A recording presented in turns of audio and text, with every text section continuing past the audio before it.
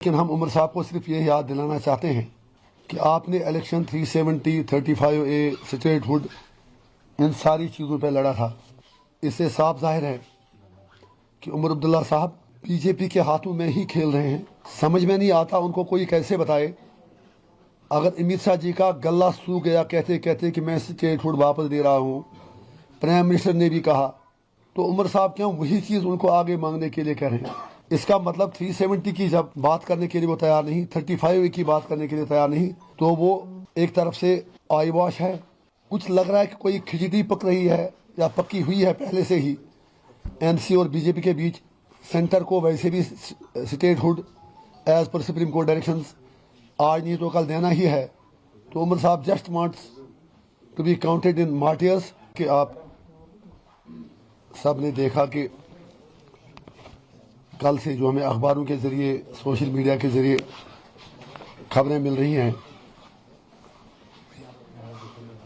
कि जो उमर साहब की सरबराही में सरकार बनी, उन्होंने अपनी कैबिनेट मीटिंग में एक रेजोल्यूशन पास किया है जिसमें सेंटर से स्टेट हुड रेस्टोर करने के लिए कहा गया है।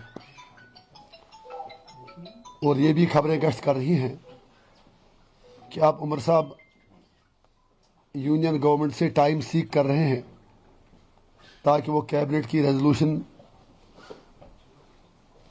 का जो ड्राफ्ट है, जो उसमें मुतालबा किया गया है स्टेट रेस्टोर करने का, he can put it to the central government. उनका हक है वो कुछ भी कहें, कुछ भी पास करें। लेकिन हम उमर साहब को सिर्फ ये याद दिलाना चाहते हैं कि आपने इलेक्शन 370, 35A, स्टेट हुड, इन सारी चीज़ों पर लड़ा था। तो आज जो ये खबरें आ रही हैं कि सिर्फ स्टेट हुड को लेकर आपने रेजोल्यूशन पास कैबिनेट में किया है, तो it is very painful. It means departure from the principle stand of his party. इससे साफ जाहिर है कि उमर अब्दुल्ला साहब बीजेपी के हाथों में ही खेल रहे हैं। समझ में नहीं आता उनको कोई कैसे बताए। अगर अमित शाह जी का गला सूख गया कहते कहते कि मैं स्टेट हुड वापस दे रहा हूँ, प्राइम मिनिस्टर ने भी कहा, तो उमर साहब क्यों वही चीज़ उनको आगे मांगने के लिए कह रहे हैं। अच्छी बात है वो कहें, हमें कोई ऑब्जेक्शन नहीं है, बिल्कुल हम उनके साथ हैं। लेकिन वो आधी चीज़ ही क्यों कह रहे हैं, सिर्फ वही क्यों कह रहे हैं जो बीजेपी देने को तैयार है।